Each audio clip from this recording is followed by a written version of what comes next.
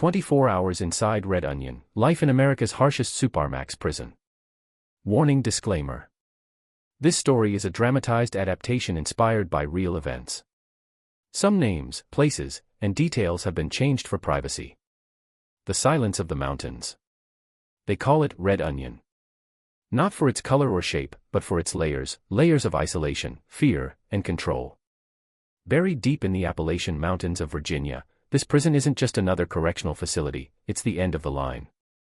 Every inmate here has been through fire, gang leaders from Richmond, killers from Chicago, escape artists from other states. When you arrive at Red Onion, you're not here to reform. You're here to disappear. The sun rises over the misty Blue Ridge, but inside the concrete, it's always gray.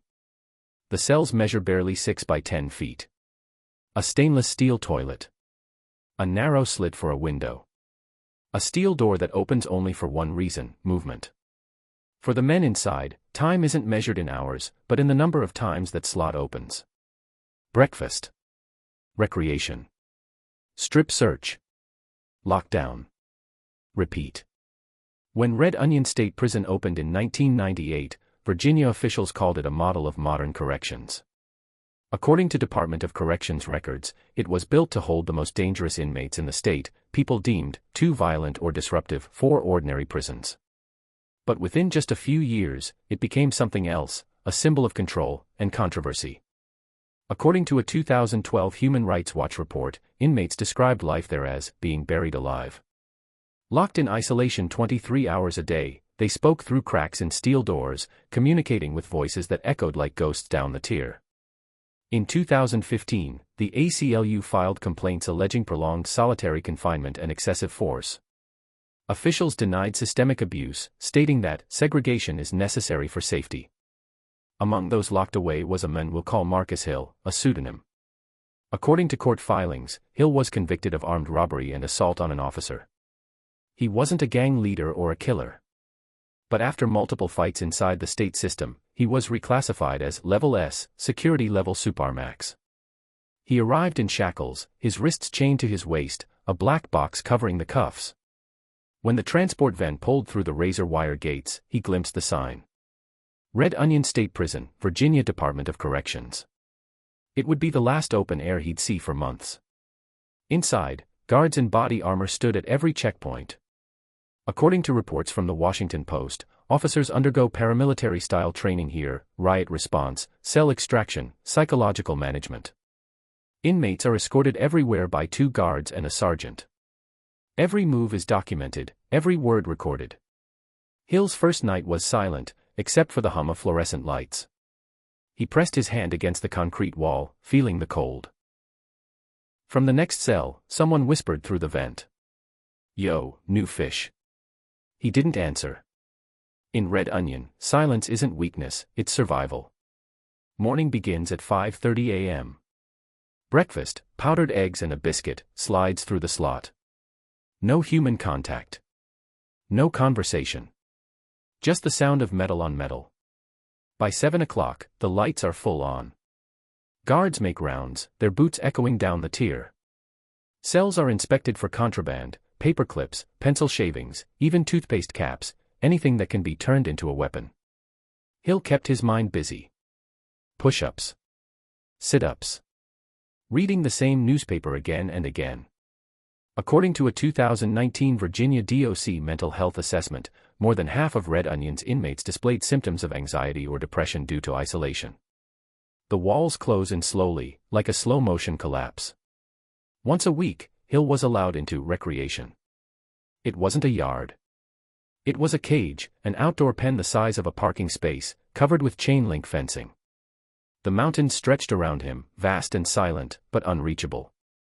He looked up at the sky, a square of blue framed by steel, and for that 1 hour, he remembered what freedom smelled like. But even that came at a cost. According to inmate grievances cited in a 2016 lawsuit, some men refused recreation altogether, too anxious to leave their cells, fearing confrontation with rival inmates or abuse from officers. Solitude becomes comfort. Silence becomes home. Hill's mental edge began to slip after his 3rd month. He started hearing things, not voices, just sounds. A faint tapping on pipes. A low hum that wouldn't stop.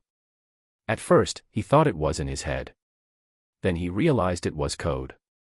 Inmates tapping messages, their own Morse language of survival. 1, 2, 3 meant hello. 7 meant respect. 11 meant, I'm losing it. That language, primitive, rhythmic, was all they had left. In Red Onion, communication wasn't rebellion. It was resistance. According to Associated Press interviews, staff described the prison as tight but fair. Officers rotate shifts every 8 hours, performing thousands of security checks daily. Any disturbance can lead to a lockdown. But critics say the same precision that maintains order also crushes humanity. One officer, speaking anonymously in a 2018 Vice News piece, said, "You can't tell who's dangerous anymore. Everyone here's been caged so long, they've become their own danger." By nightfall, the prison hums with an eerie stillness. Lights dim to half brightness. The air feels heavier. Some inmates sleep. Others stare at the ceiling, waiting for time to move. Hill scribbled on the back of a commissary form. They said this place was built to keep us safe. But from who? From them, or from ourselves? He folded the paper and hid it inside his mattress. That note would later appear in a 2020 court filing, used in a lawsuit challenging conditions of confinement at Red Onion. It wasn't poetic. It was survival written down. Outside, the mountains are silent again. Fog drifts through the razor wire like smoke from an invisible fire. The world beyond has forgotten the men inside. But for those trapped in concrete, the next 24 hours will begin just like the last. Because at Red Onion, every day is the same day. And every minute is a fight not to vanish completely. The code of control. The first thing they teach you at Red Onion is obedience. Not through words, but through the system. Everything is calculated, the lighting, the meal schedule, even how often you hear another human voice. Control here isn't a rule. It's a religion. According to the Virginia Department of Corrections Operational Manual, Red Onion runs on a principle called behavioral modification through segregation. Every inmate is assigned a security level, and every privilege, from phone calls to soap, must be earned through compliance. It's a system designed to reshape behavior, but in practice, it often breaks it. When Marcus Hill entered the General Segregation Unit, he didn't know the code yet. Not the rules of the guards. Not the rules of the tier. Not the unwritten rules, the ones enforced by inmates through the walls. Don't talk during count. Don't yell at the guards. And never, ever, touch the door when they're feeding. These weren't suggestions. They were survival instructions passed down from one man in a box to another, through taps and whispers. According to court documents filed between 2010 and 2018, Red Onion maintained a step-down program that promised inmates a gradual path back to general population. Theoretically, good behavior meant fewer restraints, more recreation time, and limited interaction. But according to human rights observers, the criteria were subjective. One wrong word, one missed command, and an inmate could lose months, even years, of progress. Hill learned that lesson on his 12th week. A guard asked him to cuff up for a cell search. He hesitated, just for a second, to ask why. That pause was enough. The officer slammed the steel door shut. Minutes later, a 5-man extraction team in full riot gear assembled outside his cell. Shields. Gas canister. Camera rolling. Every movement recorded. Face the wall. Kneel. Hands behind your back. He complied, trembling. But once the cuffs locked, they took him to the shower cell and left him there, naked, cold, for hours. According to a 2016 Washington Post investigative piece, such de-escalation tactics were officially justified as security measures. But inmates described them as punishment disguised as procedure. Inside Red Onion, power doesn't just come from the guards. It comes from information. Who's talking to who? Who got moved to what pod? Who's on the door? Each piece of intel moves through the facility like contraband, traded, twisted, and weaponized. Hill noticed that the men who survived longest weren't the strongest. They were the quietest. They watched everything. They said nothing. There was one inmate, an older man everyone called Doc, another pseudonym, serving life for murder. According to public sentencing records, he'd been inside since the 1990s. Doc was a legend. Not because of violence, but because he'd learned the rhythm of Red Onion, when to speak, when to sleep, when to disappear. "The code ain't written," Doc whispered one morning through the vent. "It's learned. They control your body, but not your mind, unless you give it to them." That night, Hill couldn't sleep. The sound of boots on concrete echoed through the tier. Guards did their midnight checks, flashlights slicing through cell windows. The beam hit his eyes, then moved on. He realized then that control wasn't just physical. It was psychological. The lights never went completely dark. The temperature never quite settled. The routine never changed. According to a 2020 ACLU Virginia report, such consistency was intentional, a constant reminder of authority. Red Onion was built to eliminate unpredictability. But in doing so, it eliminated humanity. Over the next few weeks, Hill began to study the guards. Their posture. Their tone. The subtle hierarchy between them. The younger officers followed orders mechanically, the older ones carried fatigue in their eyes. Some spoke to inmates with a kind of detached professionalism. Others with quiet resentment. One officer, we'll call him Officer Grant, had been at Red Onion since it opened. In an interview later cited in a Vice News report, he described the environment as controlled chaos, a place where empathy could get you hurt. "You do this long enough," he said, "you stop seeing faces. You just see risk." At 9 a.m., during count, an alarm blared. An inmate 2 cells down refused to return his food tray. Guards rushed in, shouting orders. Through the door slot, Hill caught a glimpse, 4 officers storming the cell, shields up, camera following. A flashbang went off, a burst of light and noise, followed by silence. Later, the smell of pepper spray drifted down the corridor. The next morning, the inmate's door was sealed with a strip of tape marked "Security." According to official DOC use of force logs from that year, such incidents occurred dozens of times, necessary to maintain order, the report said. But to the men inside, it was a warning. At Red Onion, control was law, and resistance had no witnesses. Days blurred into weeks. Hill began counting time by the meals, cold lunch, hot dinner, Sunday cake. He marked them with pencil scratches on the concrete near his bunk. Each line stood for 24 hours of obedience. He'd stopped talking altogether. Even through the vent. The silence became addictive. Peaceful, even. He realized what Red Onion was really doing, turning people into ghosts long before they died. Yet, in that silence, something changed. A new inmate arrived in the next cell, loud, defiant, angry. He banged on the door, cursed at the guards, refused meals. The noise shattered Hill's fragile calm. But behind the anger, he recognized something else, desperation. The man's name was Terrence T. Wallace, confirmed in public sentencing records as a 26-year-old serving 40 years for attempted murder. Within a week, he'd been gassed twice, restrained once, and thrown into disciplinary isolation. But through the vents, he kept talking. "Yo, old head," T said one night. "You been here long? How you stay sane?" Hill didn't answer at first. Then, finally, he spoke. "You don't. You just stop losing it." That short exchange, 2 men who couldn't see each other, would start something neither expected. Because behind the walls of America's harshest prison, even a whisper could be rebellion. The Whisper Network. Inside Red Onion, sound travels like smoke, thin, unpredictable, and hard to trace. It slides under doors, through vents, and along the steel rails that run through the tier. In a place where words can get you punished, whispers become a form of rebellion, a lifeline between the forgotten. Marcus Hill didn't mean to join the network. He was cautious, disciplined, and determined to stay invisible. But isolation has its own gravity. When you're locked in a concrete box 23 hours a day, even the smallest sound, a cough, a tap, a distant voice, becomes magnetic.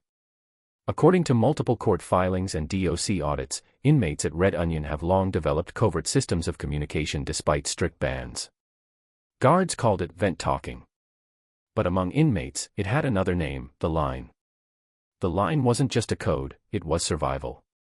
If you got sick, the line could get you aspirin. If you lost privileges, it could get you a pen or paper.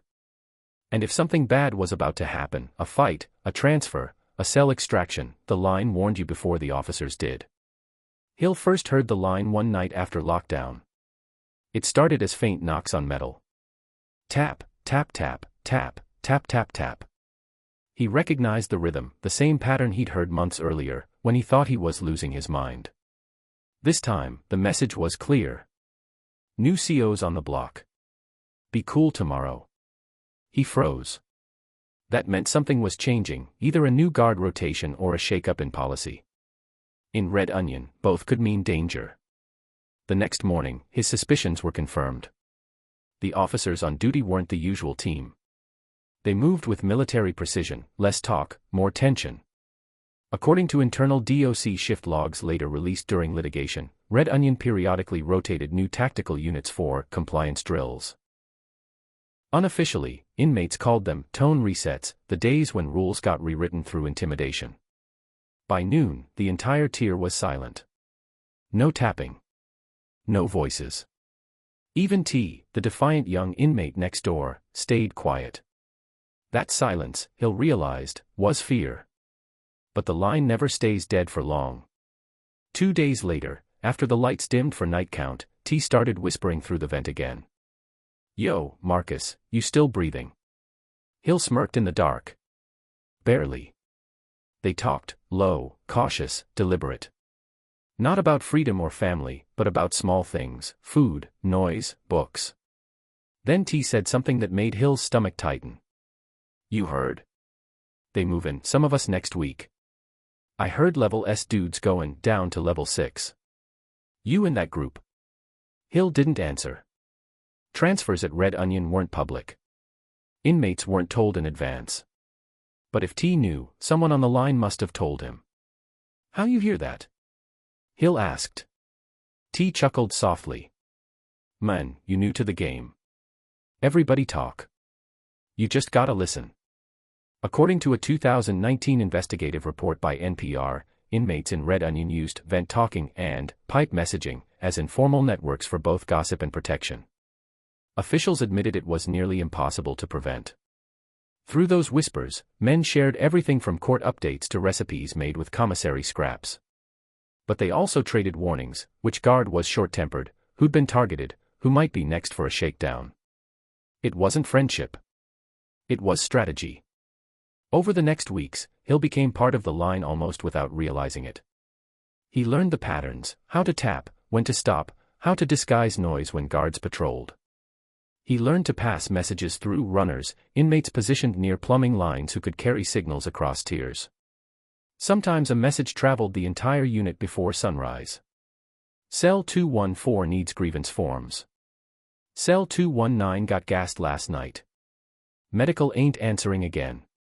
This underground network, invisible but alive, stitched together hundreds of men who were supposed to be isolated. It became, as one former inmate later told The Intercept, the only democracy we had left. Then one message changed everything. It came late one night, urgent and fast, bouncing through pipes like static. Tap tap tap tap, tap, pause, tap tap. T translated first.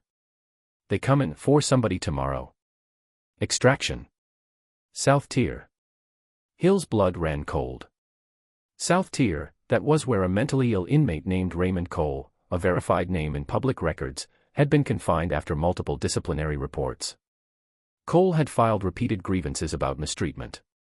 According to ACLU filings from 2015, he'd alleged physical abuse during restraint. Hill didn't know if that was true, but everyone on the tier knew Cole had been deteriorating for months.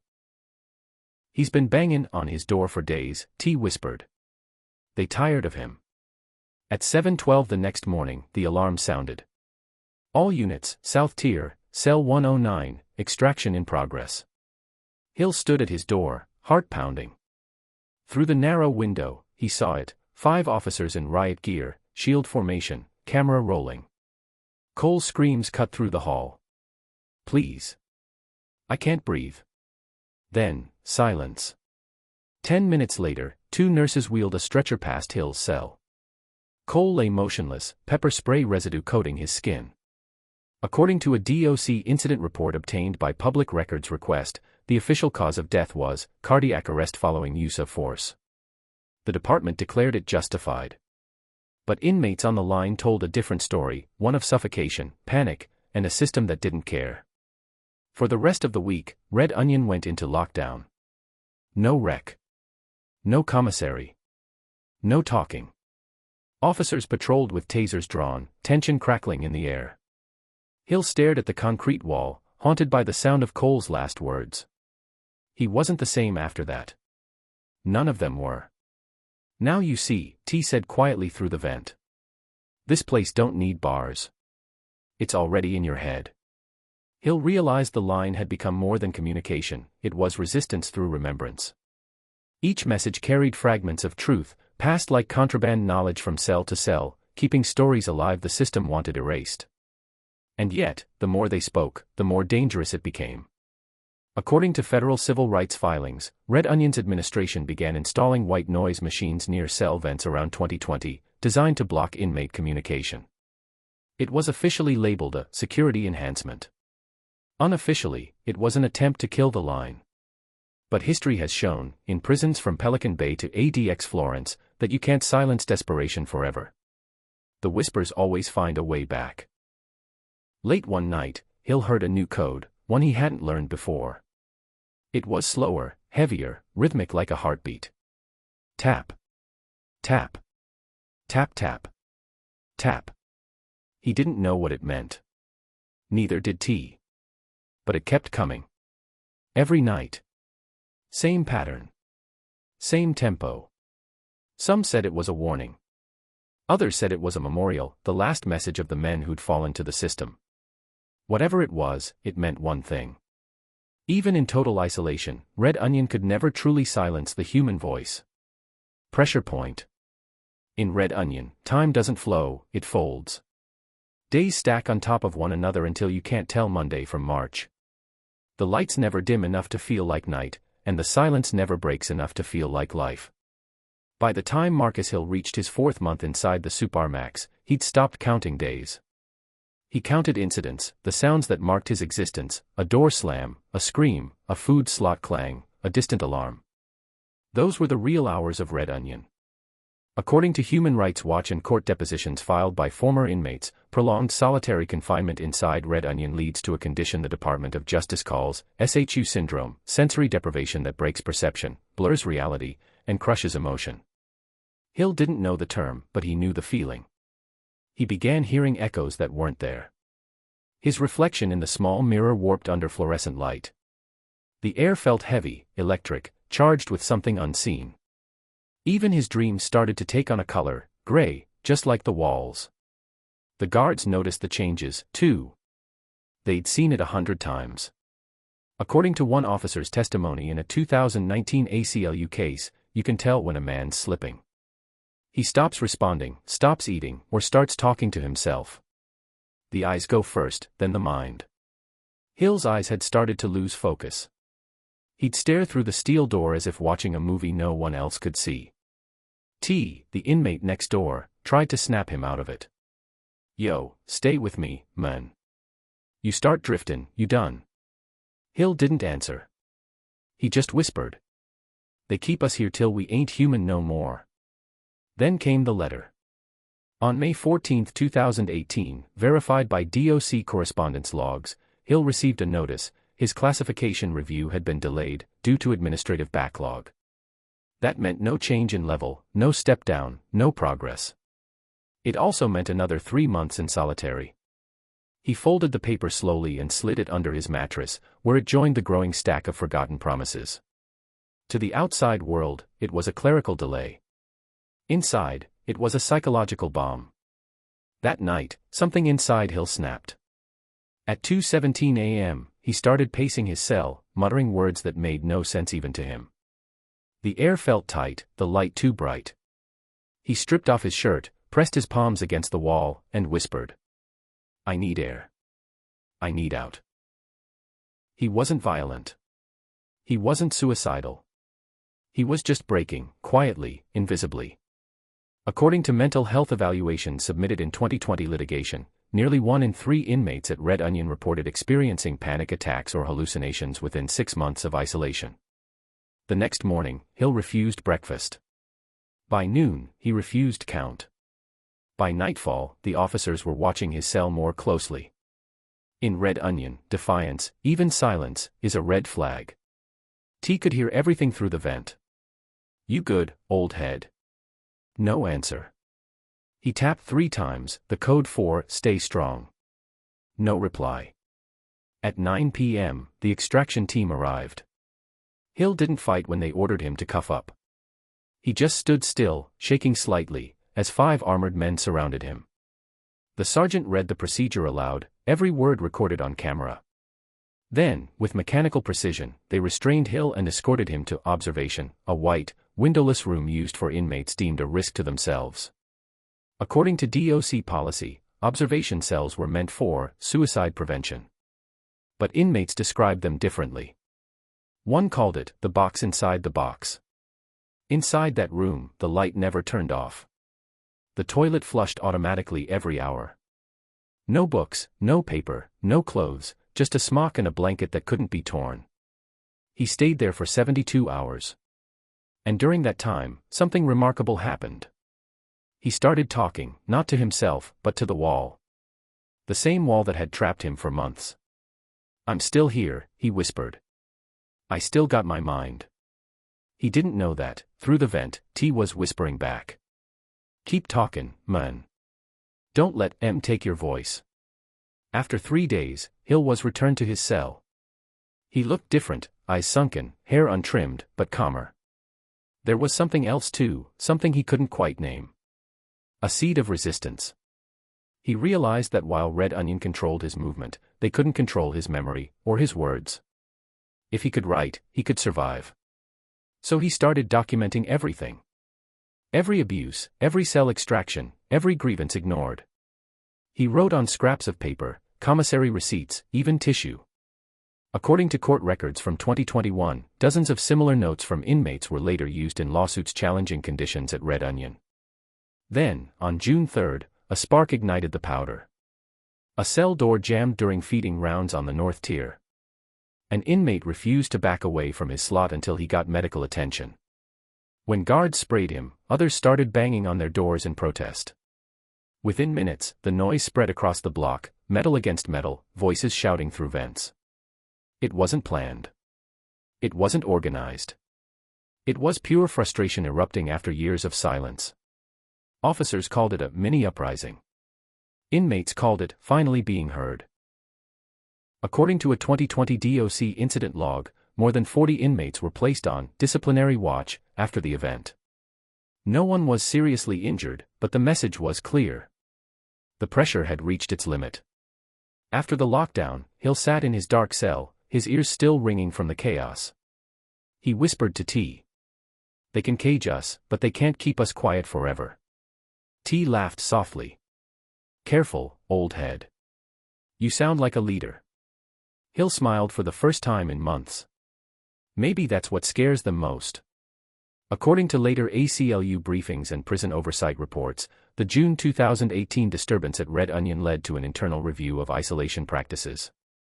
Officials promised reforms, more mental health staff, more recreation hours, a re-evaluation of the step-down system. But advocates said little changed. Red Onion's purpose remained the same. Control. And for Marcus Hill, that meant one truth. If he wanted to survive, he couldn't just endure the system. He had to expose it. Paper walls. The letters began as whispers written down, fragments of thought, scratched across torn scraps of commissary paper with a dull pencil. Marcus Hill didn't set out to be a writer. He was just trying to stay sane. But inside Red Onion, paper had power, because it was the only thing that could travel farther than a voice. He called them the papers. Each one documented what he saw, what he heard, and what he felt. Dates. Names. Times. A slow, methodical record of a system that depended on silence. According to court filings and FOIA-released documents from the Virginia Department of Corrections, Red Onion inmates who filed grievances often faced months-long delays, or no reply at all. Officially, there was a process: file, wait, appeal. Unofficially, the walls swallowed their words. Hill learned that fast. The first grievance he submitted vanished. The second came back stamped, unfounded. The third was returned with a note, insufficient evidence. He smiled bitterly. What evidence they want? The bruise, he whispered through the vent. T laughed on the other side. They want you to quit, that's the evidence. But Hill didn't quit. He began documenting everything, not just his story, but others. He wrote about the cold showers, the sleep deprivation, the noise machines that masked human voices. He wrote about the death of Raymond Cole, labeling it, Incident 109. He wrote about how guards left food trays out until the smell of rot became unbearable. Every note was numbered, dated, signed. And every week, he folded the newest one into a tiny square and slid it inside his Bible, the only book he was allowed to keep. One day, during mail pickup, he made a move that would change everything. He hid one of the folded pages inside an outgoing envelope addressed to his mother. The envelope passed inspection. The officers looked for contraband, not truth. 2 weeks later, that letter reached a mailbox hundreds of miles away. His mother read it once, then twice. At first, she didn't believe what she was seeing, her son describing conditions that sounded less like a prison and more like a laboratory for suffering. She contacted a local church, who reached out to a regional advocacy group called the Appalachian Prison Rights Network, a real organization that later partnered with the ACLU in 2019 to monitor solitary confinement in Virginia. According to later ACLU press briefings, those letters helped trigger a chain reaction. For the first time, someone outside the mountain walls had written the name Red Onion next to the words human rights. Inside the prison, Hill didn't know any of this. To him, the world was still steel and silence. But slowly, something began to shift. Guards seemed more alert. Supervisors made more rounds. The warden himself, a man Hill had never seen before, appeared on the tier, flanked by security. According to Virginia DOC meeting notes from 2018, that visit coincided with heightened external scrutiny. But to the inmates, it was a ghost sighting, proof that the outside world might finally be looking in. Hill wrote more. He wrote until his hands cramped. He described the smell of bleach and metal, the taste of powdered milk, the way fluorescent lights hum differently when you've stared at them for too long. He described what it feels like to forget your own reflection. These weren't complaints anymore. They were evidence. Then came a surprise. One afternoon, during mail call, an officer stopped at his door. Legal correspondence, he said flatly, sliding a thick envelope through the slot. Hill opened it slowly. Inside were photocopies of his own letters, now stamped with the ACLU's logo, and a typed note. We received your documentation. Your voice matters. Keep records. Stay safe. We're listening. For the first time in months, Hill felt something other than fear. He felt seen. According to public case archives, those letters became part of a broader campaign challenging Virginia's solitary confinement practices. In 2020, the ACLU and several advocacy groups cited inmate reports, including those from Red Onion, to demand oversight and reform. Officials initially denied wrongdoing, but under pressure, they agreed to audit mental health procedures and step-down reviews. It wasn't freedom.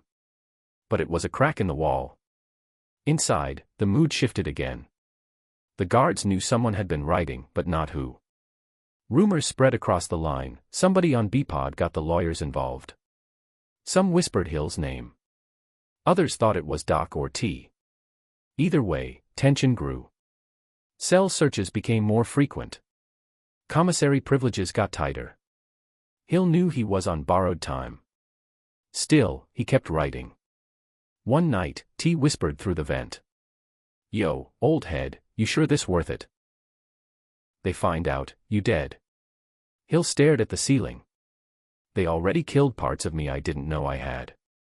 Might as well let the rest of me speak. The vent went silent for a moment. Then T tapped twice, the code for respect.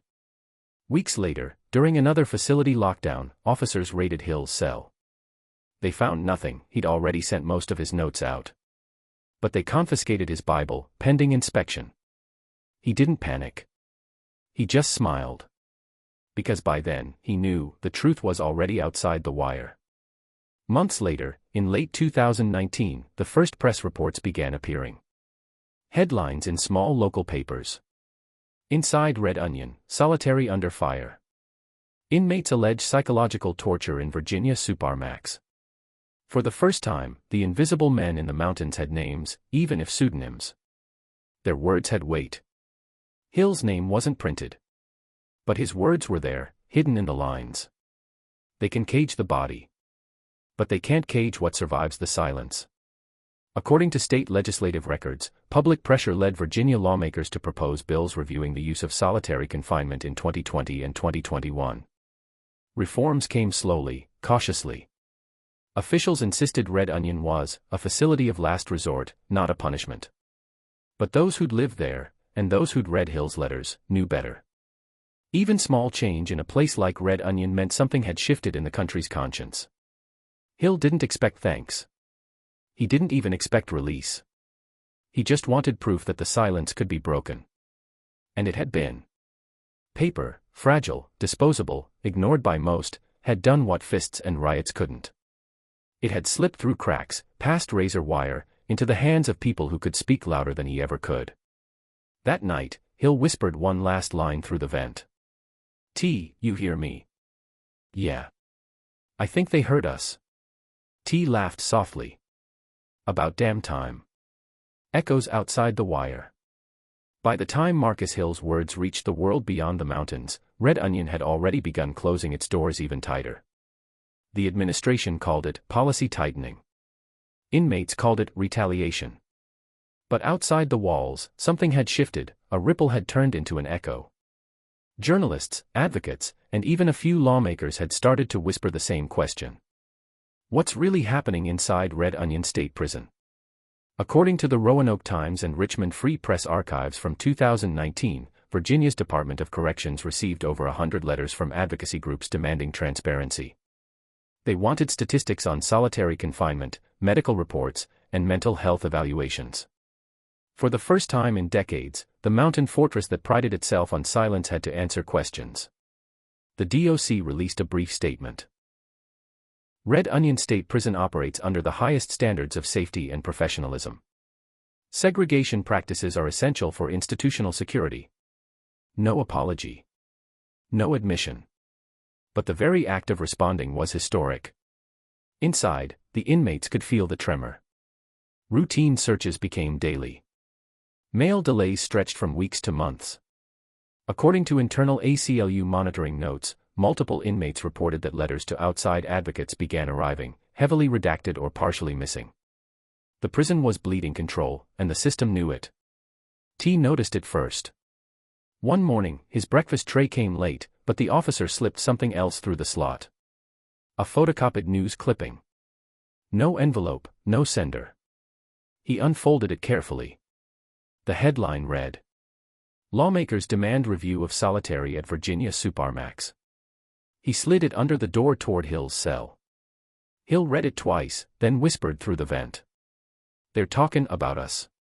T chuckled. "Yeah, but don't smile yet, old head.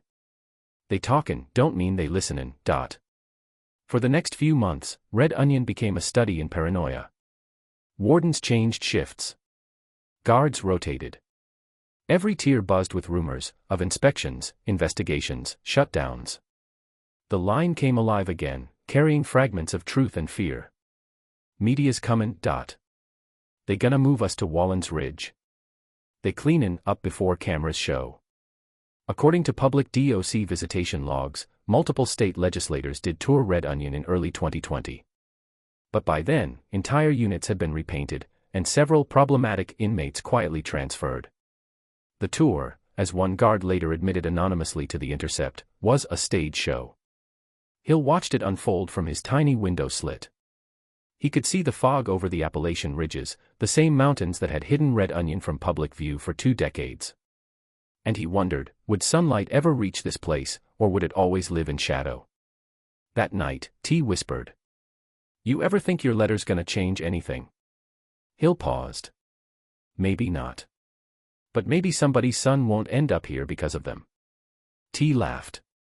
Man, you sound like you belong in a speech. Hill smiled faintly. Nah. I just belong where truth hurts the most. According to Virginia House Bill 1642, 2020, and follow-up legislative hearings, Red Onion and Wallens Ridge became central to a movement pushing for limits on long-term solitary confinement. Lawmakers cited data showing high suicide rates, self-harm, and lasting psychological damage among inmates held over 15 consecutive days in isolation. These hearings didn't name Hill, but his words echoed between the lines. Every policy paper, every quote from anonymous inmate accounts, traced back to the whispers he'd sent out.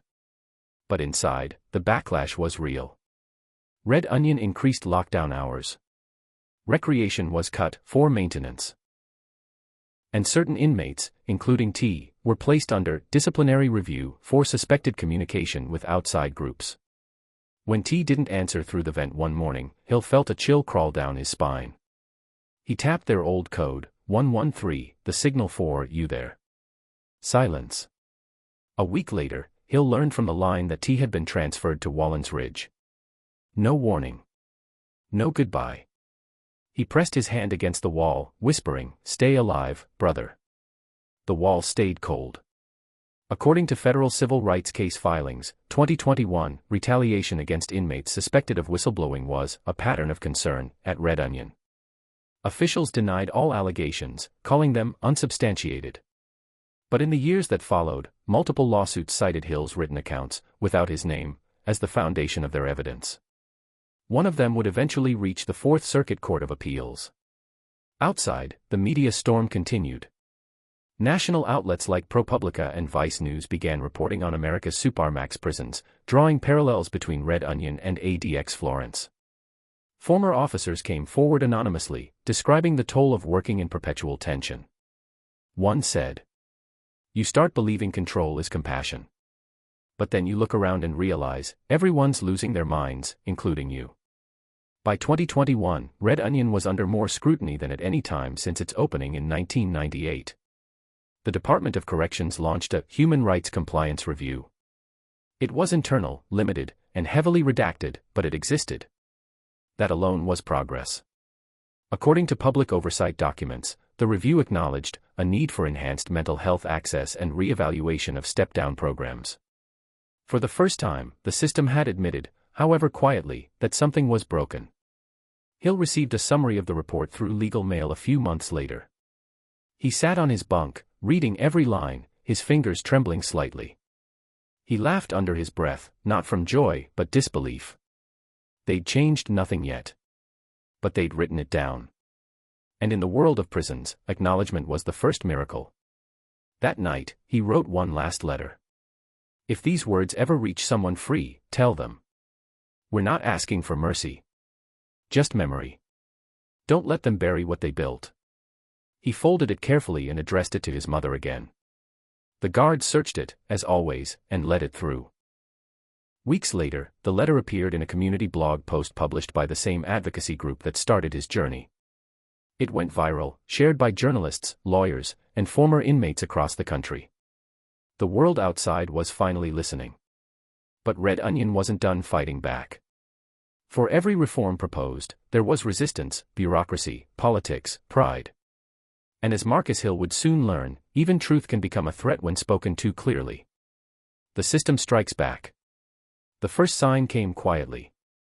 No alarms, no announcements, just the slow tightening of daily life inside Red Onion. Hill could feel it in the air. The meals were smaller. The guard's tone sharper. And the sound of boots in the corridor, heavier, angrier, told him something had shifted. It wasn't paranoia. It was payback. After Hill's final letter leaked online, the Appalachian Prison Rights Network reported a surge of correspondence from inmates claiming retaliation. According to ACLU Virginia's 2021 filings, multiple men from Red Onion were abruptly transferred to other facilities, many without explanation. Some were moved to Wallens Ridge, others to temporary classification holds at unnamed locations. Hill wasn't moved. And that, ironically, made him nervous. When the system goes silent on you, it isn't mercy, it's preparation. The officer's behavior changed overnight. Where they once ignored him, now they looked too long. Where they once spoke in monotone, now they smirked. Every movement, every meal, felt like a test. During cell checks, they lingered. One officer, a tall, cold-eyed man named Morrison, began to misplace Hill's mail. Some letters arrived opened, others not at all. When Hill asked about it, Morrison smiled and said, "You've been writin' a lot lately. Maybe the world don't need more lies." Hill didn't answer. He knew the game. Words could be used as weapons, but inside Red Onion, silence was a shield. According to DOC internal affairs memos released under FOIA, Red Onion's leadership launched a communication audit in late 2021, officially to investigate contraband correspondence. Unofficially, it was an effort to locate whoever had leaked the letters that sparked media outrage. Cells were searched, letters confiscated, and dozens of inmates placed under restricted mail review. Advocates outside called it the paper purge. But inside, it was war. T was gone. Doc had been transferred months earlier. Most of the voices on the line had gone quiet. The white noise machines hummed day and night, drowning out even the sound of breathing. Isolation had become absolute again, the way the system liked it. Hill sat on his bunk, listening to the hum, trying to remember what silence used to sound like. Then came the interview. Two men in suits, not guards, appeared outside his cell one morning. One introduced himself as Special Investigator, Office of Professional Review. They asked questions about his letters, his contacts, his mother. Hill answered carefully. Everything he said could be used against him, but he also knew silence could be twisted too. "We just want to verify some claims," one investigator said. "These advocacy reports mention you specifically." Hill met his gaze through the glass. "I don't make claims," he said. "I write what I live." The investigator wrote something on a clipboard, then turned away. When they left, Morrison, the guard, was waiting down the hall. He gave a slow, deliberate clap. "Congratulations, writerman. You famous now." According to anonymized DOC employee interviews published by The Intercept in 2022, staff were encouraged to report any inmate involved with outside activists. Officers who didn't comply risked reassignment. The culture of Red Onion hardened into something colder, more vengeful. Within a month, 3 inmates known to have written letters were sent to disciplinary isolation for rule violations. Their grievances: unauthorized communication, disruptive behavior, possession of contraband paper. Hill expected his turn any day. But instead of punishment, he got something worse: invisibility. For 2 weeks, no one spoke to him. His mail stopped completely. His commissary requests vanished. Even the guards pretended not to see him. It was as if the prison had decided to erase him without touching him. According to psychological evaluations cited in a 2023 ACLU mental health report, this tactic, known as administrative ghosting, is used to induce psychological deterioration without leaving physical evidence. No beatings. No bruises. Just absence. The kind that makes a man question if he still exists. Hill began talking to the wall again. At first, to calm himself. Then, to remind himself he was still real. "They want me quiet," he said softly. But quiet ain't the same as gone. He scratched the words into the concrete with a broken pen tip. Every sentence was a scar. Then, one night, the silence broke. A faint tap echoed through the vent, slow and careful. Tap. Tap. Tap tap. Hill froze. He hadn't heard that pattern since T left. "T," he whispered. No answer, just another tap. Then a voice, low and tired. "Not T. But he said to tell you, keep writin', dot." Hill's throat tightened. The line wasn't dead after all. It had just gone deeper, quieter, a whisper beneath the noise.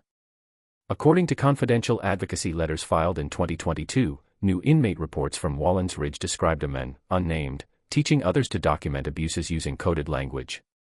Those notes matched the style and structure of Hill's early letters. Some advocates began to suspect that T, now transferred, was carrying Hill's message forward. The system had tried to silence one man. It had accidentally created two. Inside Red Onion, however, the crackdown continued. Officers increased compliance checks. Security cameras were upgraded. Inmates described constant tension, waiting for something to explode. And then, in late October 2022, something did. A malfunctioning restraint chair injured an inmate during extraction. Video of the incident, grainy, leaked by an anonymous staffer, appeared online weeks later. Within hours, national media picked it up. Within days, the Department of Justice announced an investigation. Red Onion was back in the headlines, but now, it wasn't just whispers. It was evidence. Hill saw the news months later, through a printed clipping smuggled in a law envelope. The image was blurred, but he recognized the corridor, the uniforms, the cold blue light. He exhaled slowly. His voice cracked as he whispered. "It's out now. They can't hide it anymore." He knew what that meant. The system would strike harder, one last time, before change came. And when it did, he would have to choose. Stay silent to survive. Or speak again and vanish for good. The last letter. Winter came early to the mountains. Frost laced the razor wire. The wind howled through Red Onion's concrete corridors like a restless spirit. Inside, every sound carried farther, the clink of a chain, the echo of boots, the low murmur of unseen men.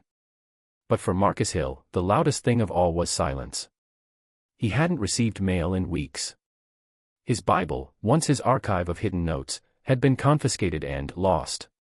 His body felt weaker, his mind heavier. And yet, the fire inside him hadn't gone out. If anything, it burned brighter. Because Hill had one thing left to send, the final letter. According to Virginia DOC correspondence logs and ACLU monitoring summaries from late 2022, Hill's outgoing mail was under special review. Every page read, every envelope scanned. But in Red Onion, surveillance has limits, and creativity thrives in captivity. Hill spent nights planning how to get his message past the censors. He'd learned how mail was screened, the paper held up to the light, the ink checked for hidden codes. But guards didn't read every word, not if it looked like scripture. So, he wrote his last letter as a sermon. Each verse, each line, doubled as truth disguised as faith. And the walls shall speak, though built by men. The hands that hold the keys cannot hold the truth. The stones cry out when the voices are buried. To a casual reader, it sounded poetic, religious, even harmless. But to those who knew his writing, every line was a map of Red Onion's cruelty. The walls shall speak, the vent system and the line. The hands that hold the keys, the guards who enforced silence. The stones cry out, the inmates who refused to disappear. Hill folded the pages neatly and addressed them not to his mother this time, but to the Appalachian Prison Rights Network directly, the same people who'd carried his words into daylight before. He sealed the envelope and waited. Days turned into a week. No word. No acknowledgement.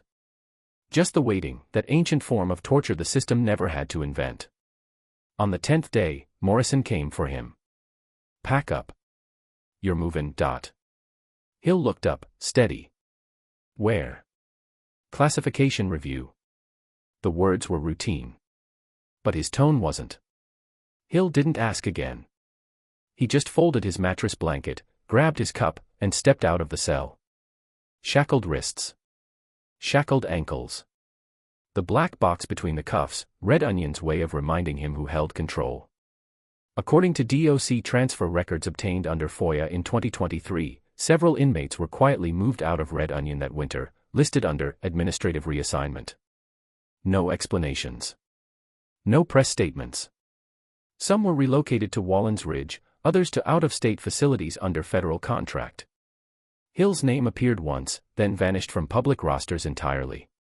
Inside the transport van, the windows were painted black.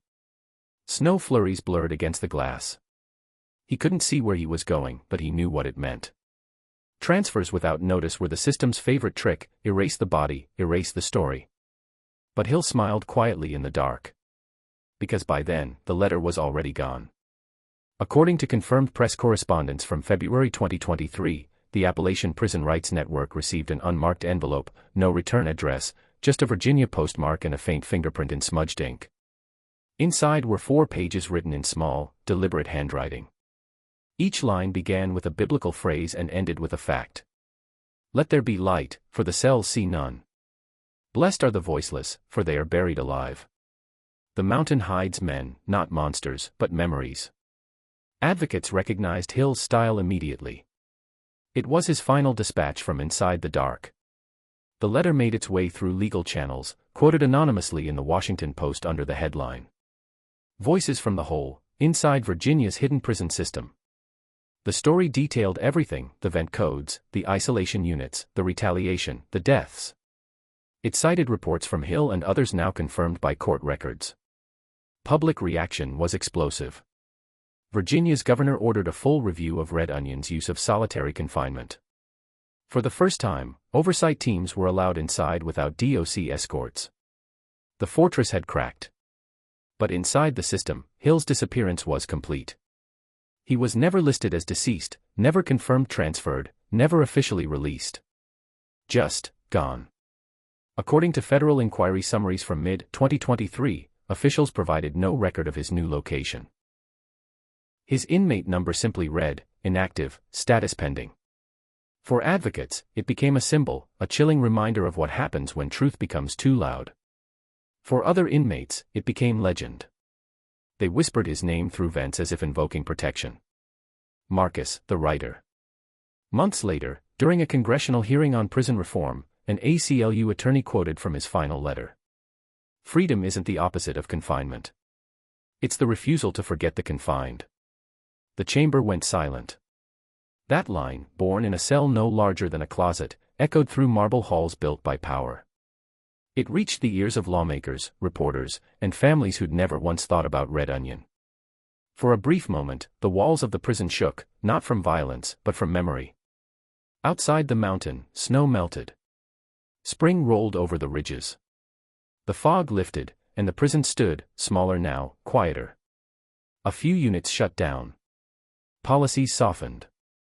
The step-down program was reformed. Mental health staff doubled. Not perfect. Not justice. But change, the kind that begins with a whisper. Inside the system, somewhere unseen, a man sat in another concrete box. No books. No Bible. Just a pencil stub and a scrap of paper. He wrote slowly, carefully, in tiny letters. Still here. Still writing. They can move the body, but not the voice. He folded the page and smiled faintly. Somewhere far away, a male clerk would open it, and the truth would begin again. After the silence, spring came to the mountains like a slow confession. The snow melted down the slopes of Wise County, feeding the rivers that curved through forgotten coal towns. For most people, Red Onion was still just a name, a rumor tucked into the farthest corner of Virginia. But for the first time since its gates opened in 1998, the silence had been broken. And silence, once broken, never heals the same. According to Virginia Legislative Session Records, 2023, the hearings that followed Hill's leaked letter forced the Department of Corrections to confront questions it had avoided for decades. How long could a man be held alone before his mind broke? What was punishment, and what was cruelty? And who was responsible for the line between them? No one in the room had answers. But Hill's words, "Freedom isn't the opposite of confinement, it's the refusal to forget the confined," echoed in every speech that followed. Inside Red Onion, the reforms came like whispers, small, hesitant, but real. The white noise machines were turned off, pending review. Mental health counselors were added to segregation units. Inmates now received at least 1 hour of recreation per day, outside, under the open sky. According to a 2024 DOC oversight summary, those changes were minor adjustments. But for the men in the cells, they were miracles. One inmate wrote in a grievance log later cited by the Richmond Times-Dispatch. "We can see the sun again. It's small, but it's proof someone out there remembers we exist." In Washington, D.C., the Federal Bureau of Prisons Oversight Committee began referencing Red Onion in broader discussions about solitary confinement across the United States. The name, once buried in mountain fog, became a symbol, like Attica in the 1970s, like Pelican Bay in the 1990s. It stood for something larger than a prison. It stood for the cost of control. But for those who lived it, the scars remained. A former Red Onion officer, speaking anonymously in a 2024 Vice News interview, said, "We thought we were doing our jobs. We didn't see the damage until we left. You work there long enough, the place starts living inside you." The advocacy groups kept fighting. The Appalachian Prison Rights Network, now joined by the ACLU, published a comprehensive report titled The Mountain of Silence. It compiled over 300 testimonies, written, smuggled, or transcribed from memory, from men who had lived inside Red Onion and Wallens Ridge. At the heart of the report was a section titled The Hill Papers. It included excerpts from the anonymous inmate believed to have sparked the movement, Marcus Hill. Though no one had confirmed his fate, his words filled entire pages. "We learned to talk through vents, to breathe through fear. To write our pain into paper so it could outlive our bodies. If they erase our names, let the echoes remain." By late 2024, the Virginia General Assembly passed limited legislation banning indefinite solitary confinement for inmates without periodic mental health evaluations. It wasn't total reform, the system never moves that fast, but it marked a first step. A step written, in part, by a man who'd vanished without a trace. Inside the prison, some officers whispered that Hill was alive, held in federal custody somewhere out of state. Others swore he'd been ghosted permanently, buried in paperwork and bureaucracy. No record. No release date. Just a blank space in the archives where his name should have been. According to federal transparency requests filed by journalists in 2024, his inmate number remained inactive, unresolved. The DOC gave no comment. Yet, his story wouldn't die. Young inmates entering the system began passing his name like a myth. Hill, the man who wrote through walls. Some copied his verses onto cell walls. The walls shall speak, though built by men. Others began keeping their own records, documenting everything, every injustice, every scream unheard. The line, once a secret survival code, became a quiet resistance network again, but this time, with purpose. Red Onion hadn't silenced its men. It had taught them how to make their silence speak louder. Outside, in a modest house 200 miles away, Hill's mother kept every letter he ever sent. Even the ones smudged by her tears. She told a reporter from The Guardian who visited her in 2024. "They said he was angry. I say he was awake.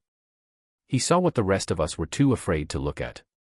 She kept one frame on the mantel, a simple sheet of lined paper, creased and yellowed with time. At the top, written in Hill's careful handwriting. "Still here. Still writing." By 2025, the reform spread beyond Virginia. Colorado, New York, and Illinois began reviewing solitary confinement policies, citing Red Onion as a cautionary tale. Documentaries aired on streaming platforms. Podcasts dissected the letters. Law professors used them in lectures on ethics and justice. Hill had disappeared, but his words had multiplied, carried by people he'd never meet, spoken in rooms he'd never see. According to a 2025 Human Rights Watch update, the number of inmates held in solitary confinement in Virginia dropped by nearly 40% in 2 years. The report credited sustained public pressure, and one anonymous inmate's writings, as a turning point. Red Onion still stood. The gates still locked. But now, every time they clanged shut, the echo didn't end at the mountain. It carried, through phones, papers, headlines, and hearts. And somewhere, far away, in a nameless facility, or perhaps nowhere at all, a man whispered into the dark. "They thought the silence was my prison. They didn't know it was my pen." He smiled faintly, eyes closed. The hum of the lights above him blended with the memory of voices traveling through vents. He could almost hear T's laugh again. Almost. Then, softly, he said, "Still here." And this time, the silence answered back. Warning: this story is a dramatized adaptation inspired by real events. All information is drawn from verified reports, public records, and credible investigations. Some names and details have been changed for privacy.